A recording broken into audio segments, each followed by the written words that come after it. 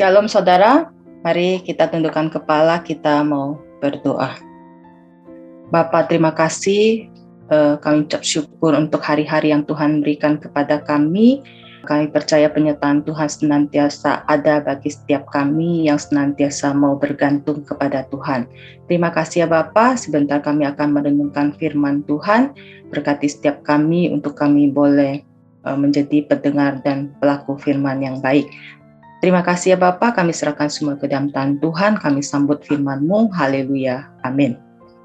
Shalom saudara, untuk judul malam hari ini saya akan menyampaikan penyembahnya bukan cara menyembahnya. Penyembah itu berbicara bukan bagaimana cara kita menyembah Tuhan, bagaimana kita memberikan waktu kita untuk Tuhan, bagaimana kita di dalam memuji Tuhan. Jadi penyembah itu adalah berbicara orangnya, berbicara pribadinya terhadap Tuhan. Sebagai penyembah, pasti setiap kita menyembah Tuhan, baik itu melalui ibadah, melalui pujian, itu semua baik kita lakukan karena Tuhan juga menghendaki kita untuk beribadah kepadanya. Menyembah itu adalah bentuk ekspresi kita di dalam menyembah Tuhan.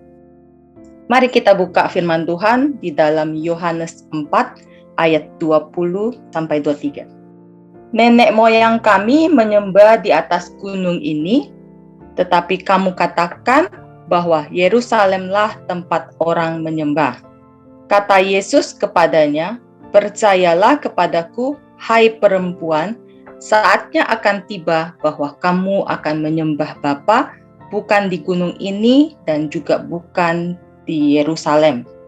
Kamu menyembah apa yang tidak kamu kenal, kami menyembah apa yang kami kenal, sebab keselamatan datang dari bangsa Yahudi. Tetapi saatnya akan datang dan sudah tiba sekarang bahwa penyembah-penyembah benar akan menyembah Bapa dalam roh dan kebenaran, sebab Bapa menghendaki penyembah-penyembah yang demikian. Penyembah yang bagaimana yang Tuhan inginkan? Penyembah-penyembah yang benar, yang menyembah Bapa di dalam roh dan kebenaran. Bukan seperti ahli Taurat, bukan juga seperti orang-orang Farisi yang hanya menyembah Tuhan dengan bibirnya. Di dalam Matius 15 ayat 8 dikatakan bangsa ini memuliakan Tuhan dengan bibirnya, tetapi hatinya menjauh. Tuhan tidak mau penyembah yang seperti ini.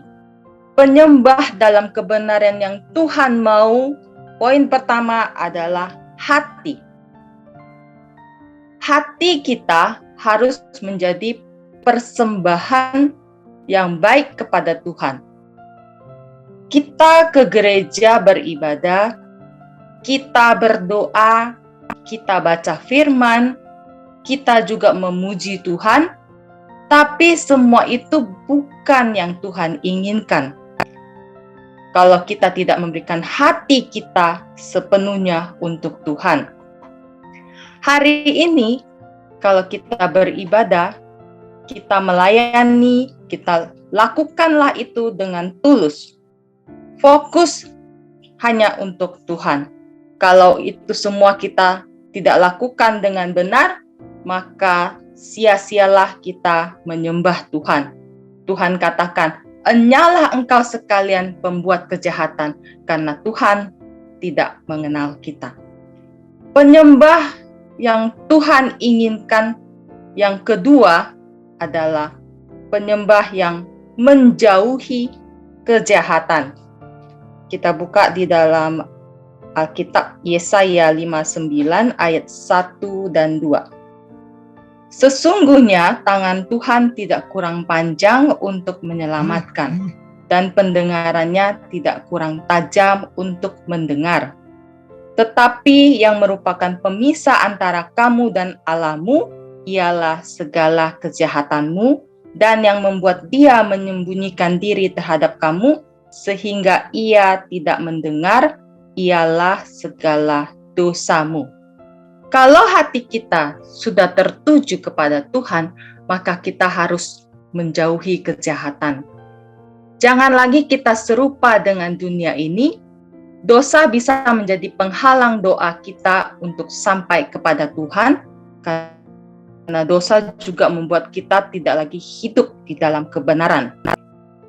Sebagai orang yang menyembah Tuhan, baik itu kita sudah melayani, bukan tidak mungkin kita akan jatuh ke dalam dosa.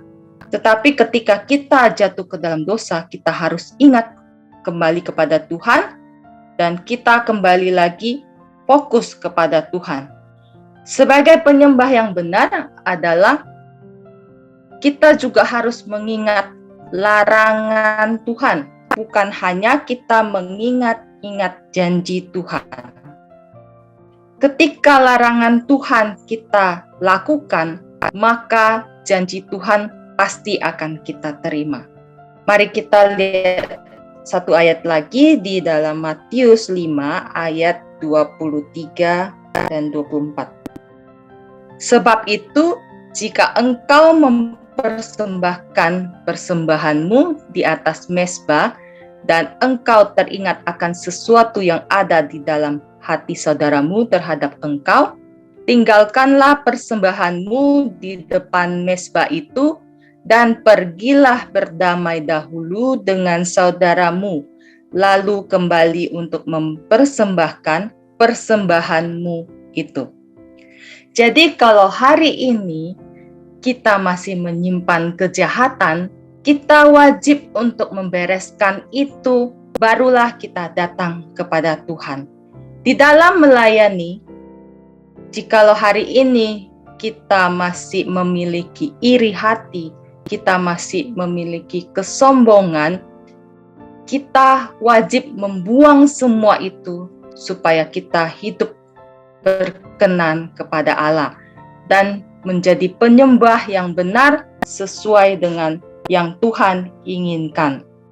Jadi kita harus menjauhi kejahatan-kejahatan dan kita mengingat apa saja larangan-larangan Tuhan supaya itu kita terus bisa menjadi penyembah-penyembah yang benar. Menjauhi kejahatan banyak hal. Kita diajarkan karakter-karakter Kristus yang harus kita praktekkan di dalam hidup kita supaya kita menjadi penyembah yang benar, supaya hidup kita menjadi hidup benar di hadapan Tuhan, supaya kita dijauhkan dari dosa. Karakter yang harus kita lakukan adalah seperti pribadi Tuhan Yesus. Tuhan Yesus menjadi teladan bagi kita untuk kita boleh menjadi penyembah-penyembah yang benar. Saya punya ilustrasi, ketika kita menjadi penyembah yang benar, kita ini harus seperti sebuah gembok dengan kuncinya. Gembok itu ibaratkan adalah Tuhan dan kita ini adalah kuncinya. Supaya kita bisa menjadi hidup benar di hadapan Tuhan, maka kita harus melakukan perintah-perintah Tuhan yang ada di dalam firman Tuhan. Sehingga antara gembok dan anak kunci ini bisa cocok. Sehingga kita dengan Allah, kita juga cocok dengan Tuhan dan kita berkenan kepada Tuhan. Sekian untuk renungan firman Tuhan pada malam hari ini. Mari kita tundukkan kepala, kita mau berdoa. Bapak, terima kasih untuk firman Tuhan yang kami dengar pada malam hari ini. Biarkanlah kami boleh belajar untuk kami bagaimana hidup untuk menjadi seorang penyembah yang benar di hadapan Tuhan. Bukan bicara tentang bagaimana kami cara menyembah Tuhan. Semua itu baik kami lakukan karena itu bentuk dari ekspresi kami kepada Tuhan. Tetapi yang terpenting adalah kami adalah sebagai penyembah-penyembah yang Tuhan inginkan, yaitu pribadi kami, hidup kami yang Tuhan inginkan. Terima kasih ya Bapak. Kami berdoa, Bapa di dalam surga, kami yang kami kenal di dalam nama mempunyai hati yang taat kepada firman Tuhan. Firman-Mu adalah untuk kebaikan kami, karena firman-Mu mengandung janji. Walaupun terkadang kami tidak mengerti, tapi pimpinlah kami untuk tetap mampu melakukannya. Jika saudara punya pergumulan, persoalan, tantangan di dalam karir, keuangan, masalah keluarga, kesehatan, apapun juga termasuk perjodohan, biarlah dan percayalah Tuhan akan membukakan pintu-pintu berkat serta damai sejahtera Allah menaungimu senantiasa. Saudara terkasih, jika ada yang sakit, mari tumpangkanlah tanganmu di bagian yang sakit, supaya menjadi sembuh di dalam nama Tuhan Yesus Kristus. Haleluya, amin. Jika saudara masih membutuhkan pelayanan doa dan konseling, silakan menghubungi nomor yang ada di bawah ini. Tuhan Yesus memberkati.